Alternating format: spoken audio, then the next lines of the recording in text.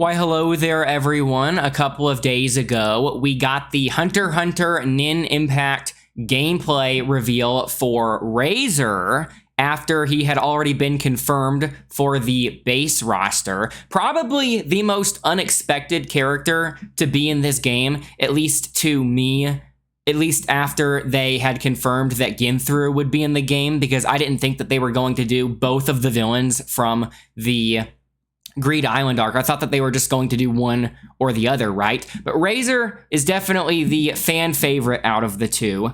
And even though he's, well, I'm making an assumption here. I was going to say, even though he's not the type of character that I would normally play, I'm still super excited to see how they adapted his skill set into a fighting game moveset, because he could have some really sick setups with his Nin constructs, his Nin beasts, and have them merge together into one or separate into two, and you could ricochet the ball around between them.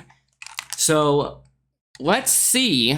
I haven't watched this yet, even though it was posted a couple of days ago, because I didn't want to watch it until I had time to sit down and examine it as closely as possible like this.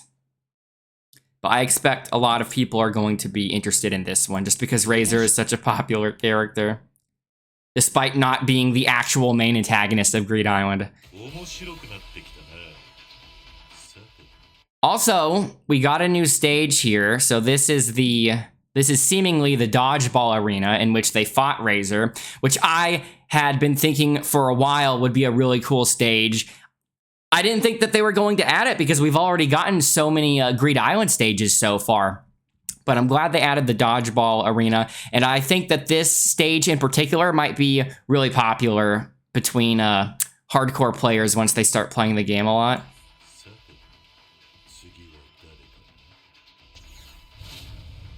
Okay, let's see this zoning.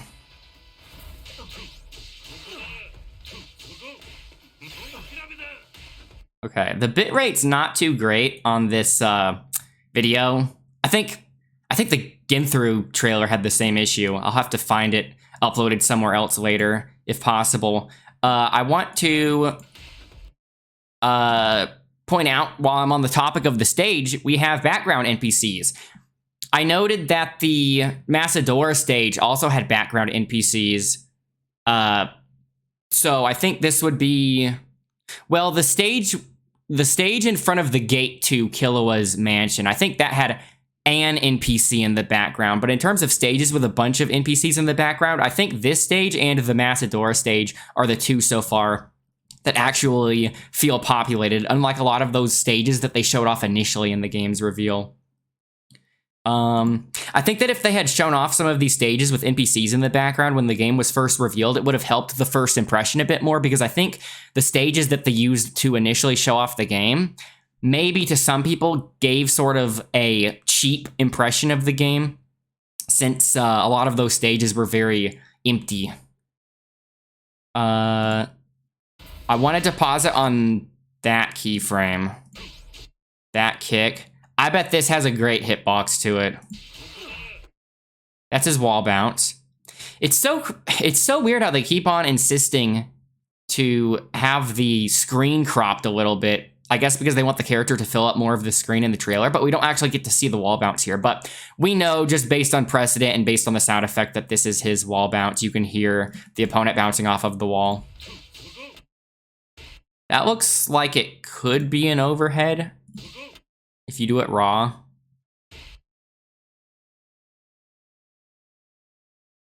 Man, I didn't realize how much bigger he is compared to Hisoka. Okay, this is him serving the dodgeball, I guess. But I wonder if it's some kind of stance based on the period of time in which he kind of lingers there. We'll see. Oh.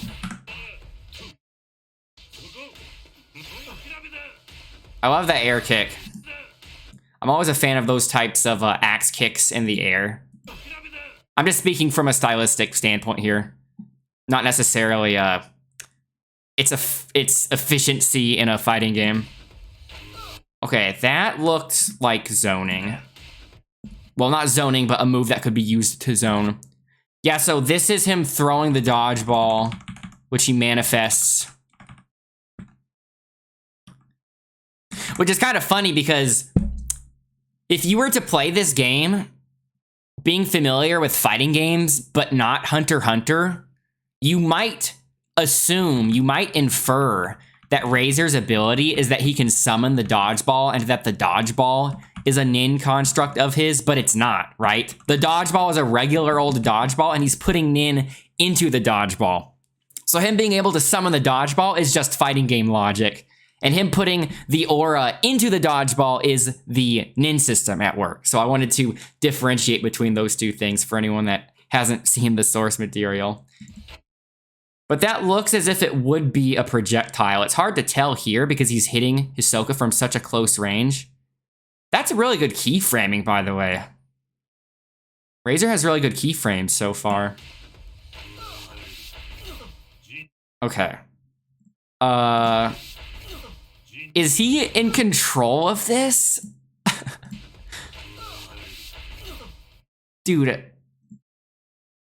I need to watch it in slow motion. And normally when I watch it in slow motion, I turn the audio off to spare your ears.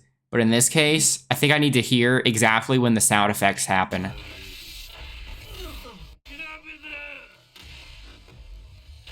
Okay, initial hit. He's in recovery frames. And it seems to ricochet back off of the wall, which is off screen. And it's ricocheting off of the wall at a 45-degree angle. But like Leorio's tracking punches, this might just simply be tracking Hisoka. And then one of his nin constructs catches the ball and throws it straight down, which again, that could be tracking as well, since we know that there are tracking projectiles in this game. That's crazy. That's really cool. It might not necessarily be a setup then, right? I was thinking that he would summon his nin beasts on the stage at different spots, and he would use them as, he would use them for setups, or maybe use them like traps. But it looks as if they might only pop in for certain moves and then peace out. So he might just be more of a pure zoner than a setup character. Dude, what was... Okay, wait, hold on. How... Are there two dodgeballs at the same time? Okay, look. This makes it seem as if there are two dodgeballs at the same time, but to be fair, we don't actually see with our own eyes the dodgeball itself twice in the same frame, right? Here, it's in his nin beast's hand, and then as soon as it becomes active to hit Hisoka, it is now in Razor's hand somehow. So I wonder if they're making it an effort. No. We can see the dodgeball here. So there are two dodgeballs on the screen at the same time. So I don't think that ever happened in the source material because they were playing with just one dodgeball because they were playing by actual rules. But I think in this case, it's more of that fighting game logic in that you can have more than one projectile on screen at once. So I think in the fighting game logic, you're just throwing two dodgeballs at once, which I guess makes more sense in the context of a fighting game, because in a fighting game, if you want to use your imagination for these fights that are happening, Razor isn't necessarily playing a dodgeball game with people. He's actually fighting people to either kill them or beat them up, right? And in that case, you wouldn't have any reservations about using two dodgeballs. Dang, he combos into... Is that the same move that he used here? Is that the same keyframe? I think so. So he ends the combo. Wait, does he? Wait, hold on. Mental screenshot. That's not the same move. I was wondering if this projectile here at the end was the same projectile move as earlier, but it's not. So I wonder what the effective difference is between those. Maybe this is the projectile that gets to ricochet off of the wall, maybe it has more recovery, right? Because you can see that it does take some time to recover. And then maybe this move is more of a typical projectile that allows him to recover quickly, because even though it does change shot very quickly here, it does look as if he recovers right there very quickly. Well, I guess it's more than 2 frames, but in terms of the animation, it makes it seem as if he recovers in 2 frames, because here he's in the keyframe and then 1, 2, and I'm pretty sure he's back in neutral there. Your dad told me not to go easy on you when you got here. Yeah.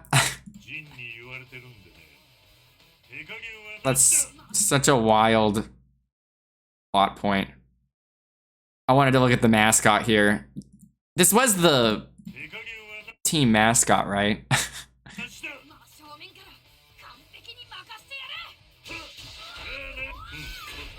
Whoa. Also, the camera is doing something weird here when he does the wall bounce move, but I'm assuming that's just for the trailer because we've seen this move already and it didn't have any kind of weird camera effect like that.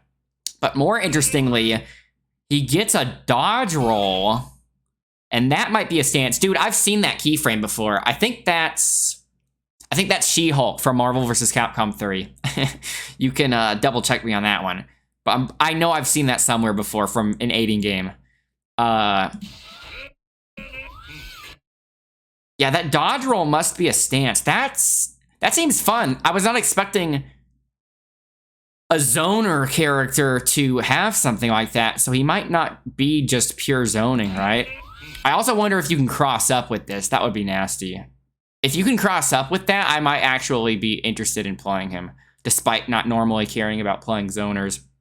When it comes to team-based games, I'm definitely a lot more flexible when it comes to the archetypes I like playing, because, you know, typically you would pick one character that you like and then try to build a team around that. So you can't be overly principled in team games. I think that might be my favorite super so far, just because of how funny it is. Also, I like the aura effect when he's doing the attack from the dodge roll. I wonder if he has other moves from that, or if it can cross up. That wouldn't...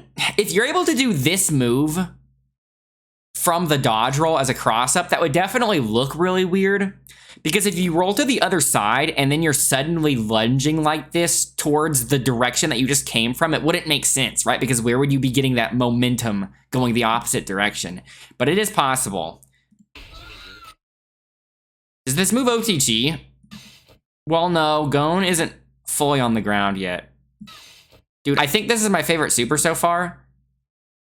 Like I said, because it's so funny. And the reason it's so funny is because this keyframe is funny. This keyframe's pretty cool, too. Those two things aren't mutually exclusive. But I think it's so funny. You see him go into the keyframe right before it goes into the cinematic camera, right? So you see the keyframe, and then it's the cinematic shot. Whoops. I have an MMO mouse with all these keys on the side, all these number keys on the side, so if I accidentally press one, it moves the play bar, because apparently hitting number keys does things to the play bar on YouTube. Okay, right. Wait, this is... Dude, it skipped me way too far ahead. I was about to say this isn't the same super. Okay, so yeah, I love this keyframe. And then he just jumps in the air. And then the slow-mo, while he's talking. Talking at normal speed while in slow-mo makes it pretty funny. And then straight into the spike. And that's a pretty funny keyframe as well. His feet pointing straight forward with his legs straight out like that. And it just makes a giant explosion. Yeah, that's the best super so far. Oh, okay, so he gets the big Nin beast. Is the big one when he has two of the smaller ones combined, or was it just like that?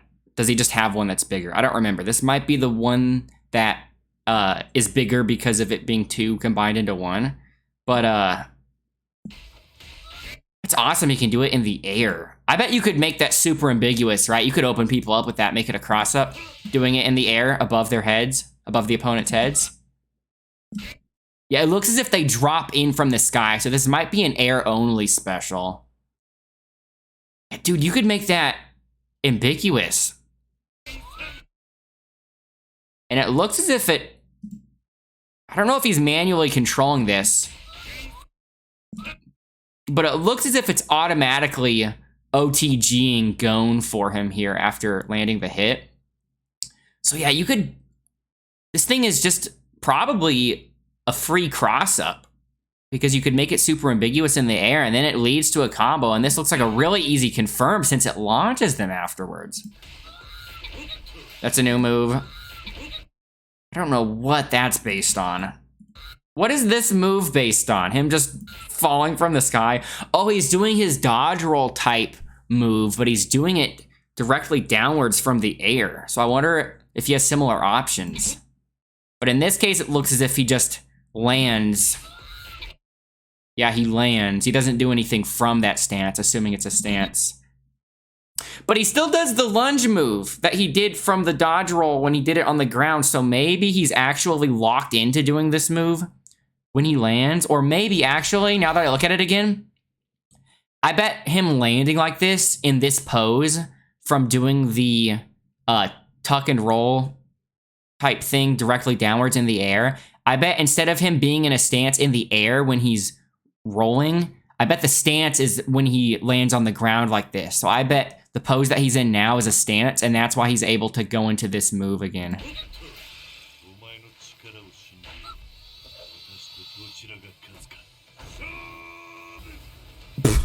That's pretty much the exact same super we just saw, but with different camera work. Because he does a pose. Well, I guess he throws it and then it bounces off of his face. And then he does the super that we pretty much just saw already. Yeah, see, he goes up in the air. It's slow-mo. He's talking in real normal speed during the slow-mo. And then spikes it. And I'm pretty sure that might be the same exact pose, but just at a different camera angle, right? And it's an explosion, just like before. But I don't know what else they could have done. You can see his nin beasts here. Right there. You only see them for a moment. Maybe they could have used the nin beasts more for this super to differentiate it from the other one. Especially considering the nin beasts don't seem to be used a ton in his moveset, but they are used some.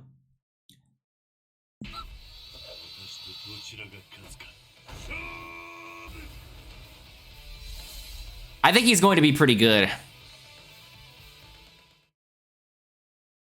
Yeah, like I said, I wasn't particularly expecting to have any plans on playing him because I was expecting him to be this really scummy zoner with a lot of setups and be that type of character. But after watching this, he seems a lot less setup heavy. And he has that stance, and the stance has my imagination going because they only really showed it being used in one specific way here, and we don't even know if it's a stance, right? They showed the move in such a small amount of ways that I don't think we really can know what exactly it is. So I'm definitely interested in that. I'm interested in him a lot more than I was expecting. Well, I was interested in seeing what the moveset was, but I'm a lot more interested in playing him now than I was expecting, purely because of the whole dodge roll thing and also being able to call in the big nin beast from the air. He seems as if he'll be able to play a lot more aggressively and a lot more rush down than I was expecting from a character that would otherwise just be a typical zoner slash setup character, right? So I actually think they did a pretty good job with him.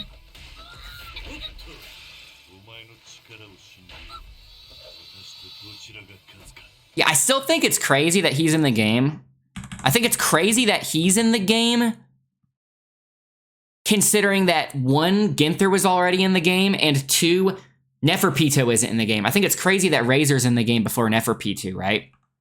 Considering we already have the main antagonist of Greed Island. I think it would have made a lot more sense if Neferpitou were in the game and you had Razor be part of the first wave of DLC. I think people would be a lot more down with Razor being DLC than Neferpitou. But I guess they're doing it the other way around, right? Neferpitou, if this game is getting DLC, Neferpitou will inevitably be in there. And I guess they really wanted Razor to be in the base roster.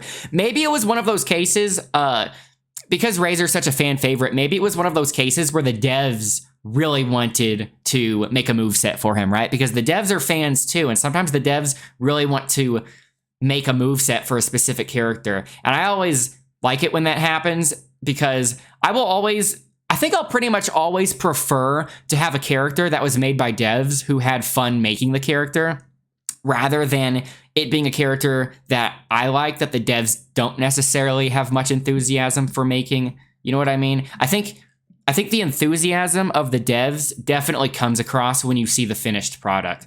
So anyway, let me know what you guys think about Razor. Like I said, I'm actually considering playing him now. If he has good synergy with Ginthru, then I'll be playing him, and that'll be pretty thematic too. It would be kind of funny having both of the Greed Island bosses, both of the Greed Island villains on the same team. So I wonder if they're going to have any synergy. So let me know what you guys think in the comments, and I will see you guys for the next Hunter x Hunter NENxIMPACT character trailer, whenever that is. So thanks for watching, and bye for now.